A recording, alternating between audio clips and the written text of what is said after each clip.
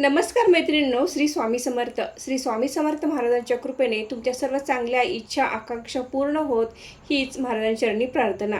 येत्या गुरुवारी 19 मार्चपासून चैत्र महिन्यास प्रारंभ होत आहे. याच दिवशी गुढीपाडवा देखील आहे आणि याच दिवसापासून चैत्र नवरात्रास प्रारंभ होतो. शारदीय नवरात्राप्रमाणे चैत्र नवरात्रीला देखील विशेष असे महत्त्व आहे. या चैत्र नवरात्रीमध्ये आपल्या कुलदेवीला स्मरून काही महत्त्वाच्या सेवा करणे आवश्यक असतात. कुलदेवी ही आपल्या कुळाची आई असते, त्यामुळे तिची सेवा करणे आपले आद्य कर्तव्य असते. म्हणून शारदीय नवरात्रीप्रमाणे चैत्र नवरात्रीमध्ये देखील आपल्या कुलदेवीची सेवा उपासना करणे महत्त्वाचे आहे. आजच्या व्हिडिओमध्ये चैत्र नवरात्री कधीपासून सुरू होत आहे, चैत्र नवरात्रीमध्ये कोणकोणत्या सेवा करणे आवश्यक आहे, त्याचबरोबर चैत्र नवरात्री ते चैत्र पौर्णिमा या काळात आपण कोणकोणत्या सेवा करू शकतो अशी संपूर्ण माहिती आपण आजच्या व्हिडिओमध्ये घेणार आहोत. तर व्हिडिओ स्किप न करता शेवट पण नक्की बघा. नमस्कार मैत्रिणींनो, मी सारिका भक्ती विश्वमध्ये तुमचे मनापासून स्वागत करते. आपल्या कुलदेवीची जास्तीत जास्त सेवा करणे आवश्यक असते, पण बऱ्याच वेळा असे होते की आपण सर्व देवांची पूजा अर्चा सेवा करत असतो, पण आपण आपल्या कुलदेवीलाच विसरून जातो. पण असे करून चालणार नाही. आपण आपल्या कुलदेवीची सेवा केली तर तिचा अखंड आशीर्वाद आपल्या कुटुंबावर राहत असतो. आपली कुलदेवी ही आपल्या कुळाचे रक्षण करत असते, आपल्या कुळाचा उद्धार करत असते, म्हणून तिची जास्तीत जास्त सेवा करणे महत्त्वाचे असते. पण बऱ्याच वेळा सांसारिक अडचणी किंवा इतर कारणामुळे आपल्याला कुलदेवीची सेवा करणे शक्य होत नाही, कुलदेवीच्या दर्शनाने जाणे शक्य होत नाही. पण आपण आपल्या कुलदेवीचा कुळाचार करणे आवश्यक असते, तिचे दर्शन घेणे आवश्यक असते. शारदीय नवरात्र, चैत्र नवरात्र या काळात आपण आपल्या कुलदेवीची जास्त सेवा करू शकतो. येत्या गुरुवारी 19 मार्चपासून चैत्र नवरात्रास प्रारंभ होत आहे. हे नवरात्र एकूण 9 दिवसाचे असते, तर या नवरात्रीची समाप्ती ही शुक्रवार दिनांक 27 मार्चला होणार आहे. तर या 9 दिवसांच्या काळामध्ये आपण आपल्या कुलदेवीच्या जास्त सेवा उपासना करू शकतो, कुलदेवीचे दर्शन घेऊ शकतो. कुलदेवीला जाणे शक्य नसेल तर आपण घरच्या घरी देखील कुलदेवीची ओटी भरू शकतो. चैत्र नवरात्री ज्या दिवसापासून सुरू होते त्या दिवसापासूनच राम नवरात्र देखील सुरू होते. तर या राम नवरात्रीमध्ये आपण प्रभू श्री रामांच्या देखील भरपूर सेवा करू शकतो. सोमवार दिनांक 23 मार्चला आहे श्री पंचमी, लक्ष्मी पंचमी. त्यासोबतच गुरुवार दिनांक 26 मार्चला आहे दुर्गाष्टमी आणि गुरुवार दिनांक 2 एप्रिलला आहे चैत्र पौर्णिमा. तर या चैत्र प्रतिपदेपासून चैत्र पौर्णिमेपर्यंत आपण भरपूर अशा सेवा अर्चा करू शकतो. चैत्र महिना हा कुलदेवीला समर्पित आहे, तर या काळात आपण जास्तीत जास्त कुलदेवीच्या सेवा करायच्या आहेत. आता सेवा कोणत्या करायच्या आणि कशा करायच्या आणि कधी करायच्या हे आपण आता बघणार आहोत. शारदीय नवरात्रीप्रमाणे चैत्र नवरात्रीमध्ये देखील काही ठिकाणी घटस्थापना केली जाते. जर तुमच्याकडे घटस्थापना केली जात असेल तर तुम्ही घटस्थापना करायची आहे. नसेल तर आपण आपल्या देवघरामध्ये कुलदेवीची मूर्ती किंवा टाक आहे त्या ठिकाणी आपण एक दिवा या नवरात्रीमध्ये अखंड तेवत ठेवायचा आहे. ज्याप्रमाणे आपण शारदीय नवरात्रीमध्ये दिवा अखंड तेवत ठेवतो, त्याचप्रमाणे चैत्र नवरात्रीमध्ये देखील एक दिवा अखंड तेवत ठेवायचा आहे. तुम्हाला जर चैत्र नवरात्रीमध्ये उपवास करणे शक्य असेल तर तुम्ही करू शकता, नसेल शक्य तर तुम्ही दुर्गाष्टमीचा उपवास करू शकता आणि नवमीचा देखील उपवास करू शकता. चैत्र नवरात्रीमध्ये आपण सर्वात महत्त्वाची सेवा करू शकतो ती म्हणजे दुर्गा सप्तशती ग्रंथाचे पारायण. तर या 9 दिवसामध्ये आपण दुर्गा सप्तशती ग्रंथाचे पारायण करू शकतो. तुम्हाला जसे शक्य आहे त्या पद्धतीने तुम्ही या ग्रंथाचे पारायण करू शकता.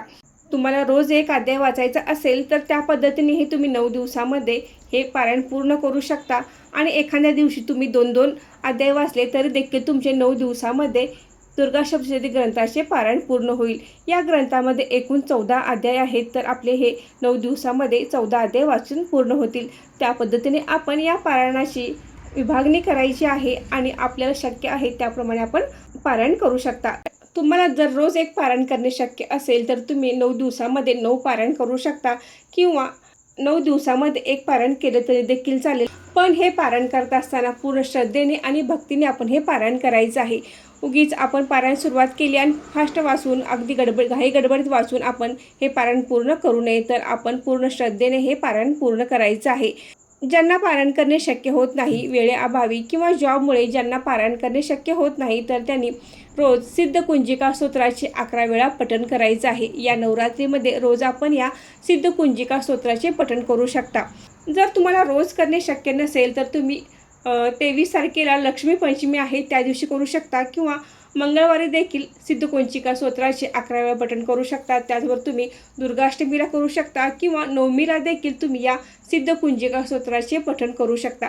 त्यासोबतच तुम्ही कनकधारा स्तोत्राचे देखील या 9 दिवसामध्ये पठण केले तरी देखील चालेल. अतिशय प्रभावी आहे. ज्यांना खूपच आर्थिक तंगी आहे, कर्ज झाली आहे, तर आपल्याला आर्थिक लाभ होण्यासाठी, आपले कर्ज फिटण्यासाठी आणि आपल्या घरामध्ये आपल्या कुलदेवीचा अखंड आशीर्वाद राहण्यासाठी या 9 दिवसामध्ये कनकधारा स्तोत्राचे पठण जरूर करावे. अतिशय प्रभावी आहे. चैत्र नवरात्रीच्या 9 दिवसामध्ये आपल्या कुलदेवीच्या टाकावर, श्रीयंत्रावर, फोटोवर कुंकुमार्चनची सेवा करू शकता.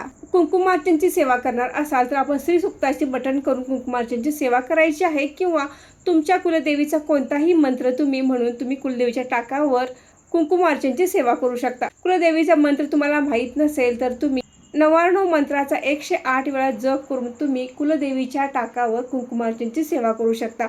ओम आय ह्रीम क्लीम चामुंडाय विचे, ओम आय ह्रीम क्लीम चामुंडाय विचे या मंत्राचा 108 वेळा जप करत आपण कुलदेवीच्या टाकावर कुंकुमार्चन करायचं आहे. आपला अंगठा आणि मधली 2 बोटे यामध्ये आपण कुंकू धरायचं आहे आणि देवीच्या पायापासून ते डोक्यापर्यंत अशा पद्धतीने कुंकू देवीवर अर्पण करायचं आहे.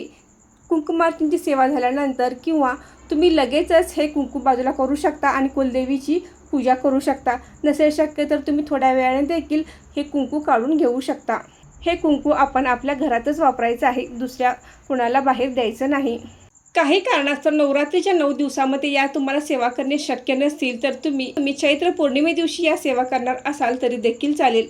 चैत्र प्रतिपदेपासून चैत्र पौर्णिमेपर्यंत येणारी पंचमी, अष्टमी, त्याचबरोबर मंगळवार, शुक्रवार या दिवशी देखील तुम्ही कुलदेवीची सेवा करू शकता. या नवरात्रीमध्ये तुम्ही घरच्या घरी कुलदेवीची ओटी भरू शकता. कुलदेवीला जाणे शक्य असेल तर कुलदेवीला जाऊन तुम्ही ओटी भरू शकता. नसेल तर घरच्या घरी किंवा ग्रामदेवीची देखील ओटी भरली तरी देखील चालेल. या नवरात्रीच्या 9 दिवसामध्ये मांसाहार पूर्णपणे वर्ज्य करायचा आहे. तुम्ही घटस्थापना करा अथवा न करा, तुम्ही अजिबात घरामध्ये मांसाहार करायचा नाही. घरातील कोणीही या 9 दिवसामध्ये मांसाहार अजिबात करायचा नाही. शारदीय नवरात्र, चैत्र नवरात्रीमध्ये आपण आपल्या कुलदेवीची सेवा करणे आवश्यक आहे. तर आपण वर्षभरामध्ये जास्तीत जास्त आपल्या कुलदेवीची सेवा करायची आहे. त्यासोबतच आपण कुलदेवीचं दर्शन देखील वर्षातून सहकुटुंब एकदा जरूर घ्यावे. आपल्या कुलदेवीचा अखंड आशीर्वाद आपल्या कुटुंबावर राहण्यासाठी कुलदेवीचा मान सन्मान वर्षातून एकदा करणे आवश्यक आहे. तर मैत्रिणींनो, आजचा व्हिडिओ येथे थांबवते. आजची माहिती कशी वाटली हे कमेंट करून नक्की सांगा. व्हिडिओ आवडल्यास व्हिडिओ लाईक करा, शेअर करा आणि सारिका भक्ती विश्व या यूट्यूब चॅनलला सबस्क्राईब करा. धन्यवाद. ओम श्री तुळजा भवानी देव्ये नमः. ओम श्री तुळजा भवानी देव्ये नमः. ओम श्री तुळजा भवानी देव्ये नमः.